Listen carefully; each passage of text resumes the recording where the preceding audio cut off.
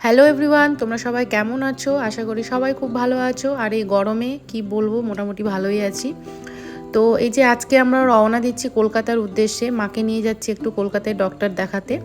তো এই যে এখন সন্ধ্যা 6টা বাজে, তো আমরা বেরিয়ে পড়েছি।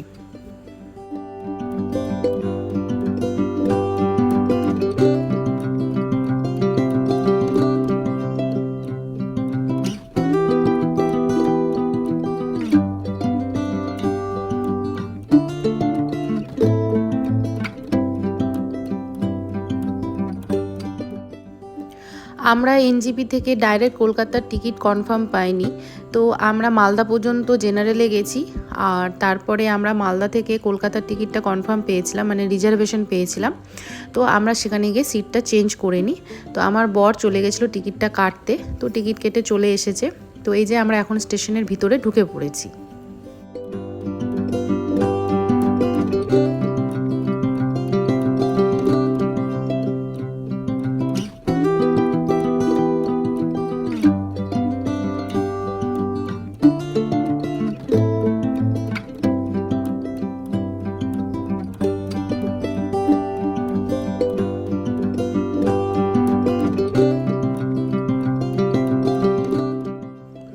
তো এই যে আমাদের ট্রেন ঢুকে পড়ছে, আর আমরা ট্রেনের মধ্যে উঠেও যাই।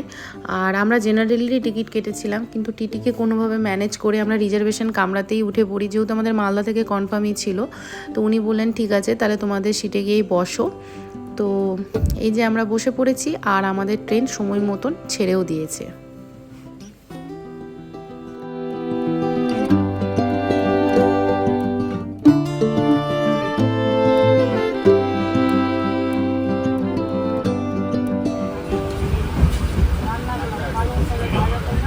খেয়ে বলো কেমন হয়েছে।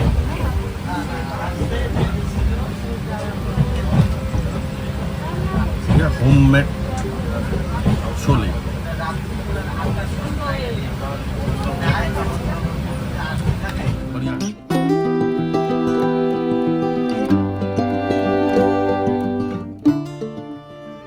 তো ট্রেনের মধ্যে গল্প করতে করতে আমরা অনেকটা রাস্তায় এগিয়ে যাই। আমার মা এই ফুল রাখার ঝুড়িটা কিনে নিয়েছে, আর আমাদের ডিনারও কমপ্লিট হয়ে গেছে, অ্যান্ড আমরা ঘুমানোর জন্য চলেও গেছি।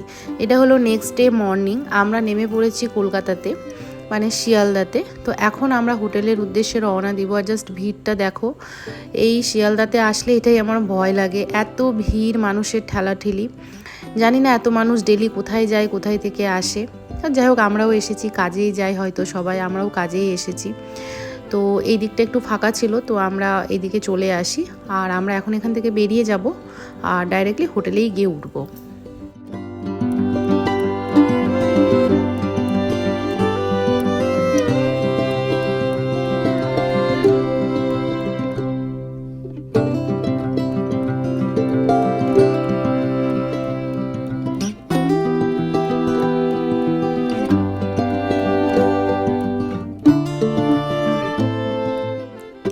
এই ভিড় ঠেলাঠেলি অবস্থা, তো যাই হোক সমস্ত কিছু অতিক্রম করে আমরা হোটেলে উঠে যাই।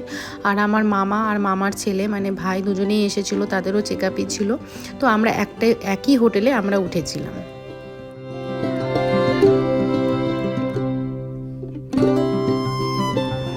তো আমরা কলকাতা পৌঁছে গেছি, আর প্রায় অনেকক্ষণ পরে তোমাদের সাথে ডাইরেক্টলি কথা হচ্ছে। এই এখন 8:30টার মতন বাজে, মানে সকাল 8:30। তো স্নান ধান করে নিলাম, আর এই হোটেলটাতে উঠেছি। হোটেলটা একটু পুরনো, কিন্তু আজ 2009 সাল থেকে এই প্রিন্স হোটেলেই উঠি আমরা শিয়ালদাতে। একটা ইমোশন কাজ করে। তো এখানে এসে বাবার জন্য আমি একটু ইমোশন হয়ে গেছিলাম। আর যাই হোক, ওসব কথা বাদ দাও।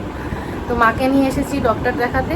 তো এই যে এখন স্নান ধান করলাম, এই আই থিঙ্ক 9:30টার দিকে রেডি হয়ে তারপরে কিছু খাবার খেয়ে অ্যাপোলোতে চলে যাব। এখন সকাল 10টা বাজে। জাস্ট দেখো আমার কি লেভেলের ট্যান পড়ে গেছে মুখে এইটুকুনি রোদ্রে। তো যাই হোক, আমরা ওখান থেকে একটা ট্যাক্সি বুক করে নিই, এসি ট্যাক্সি বুক করে নিই। আর আমরা কিছু খাবারও খেয়ে নিয়েছিলাম। এই যে আমরা এখন অ্যাপোলোর উদ্দেশ্যে রওনা দিয়েছি। মানে এত গরম কলকাতায়, মানে বলে বোঝাতে পারবো না। জাস্ট ফেড আপ হয়ে গেছি, একদম ফেড আপ।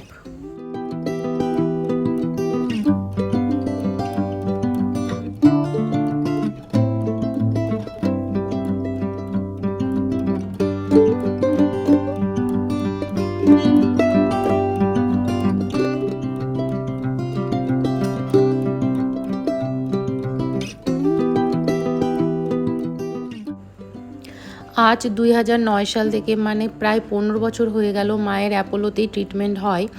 তো যাই হোক, আমি নিয়ে এসেছিলাম, ডেট ছিল ট্রিটমেন্টের, তো চেক আপে, তো সেই চেক আপটা করানোর জন্যই এসেছিলাম। তো আমাদের বিল কাটা হয়ে গেছে, তো আমরা এখন ডক্টরের জন্যই অপেক্ষা করছিলাম।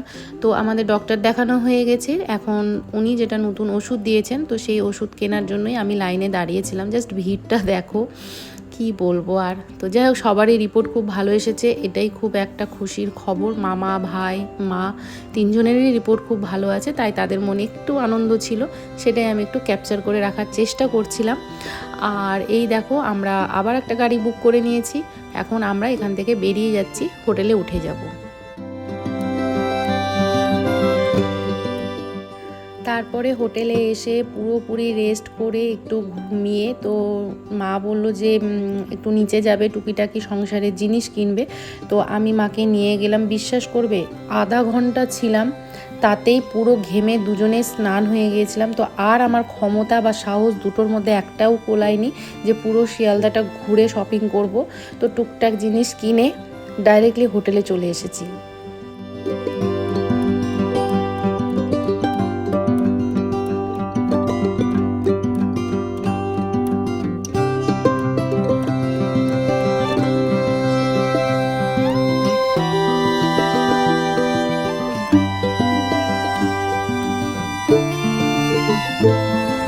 মা, এখানে বসে আছো কেন?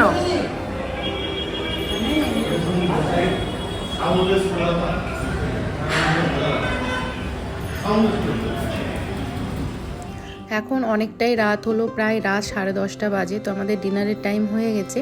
তো আমরা তরকা রুটি নিয়েছিলাম, আর মা সবজি রুটি, আর মামা নিয়েছিল ভাত। তো মামা আমাদের থেকে অনেকটাই পরে খেয়েছিল, আর আমরা সবাই মিলে 10:30টার সময় ডিনারটা কমপ্লিট করে নিয়েছিলাম।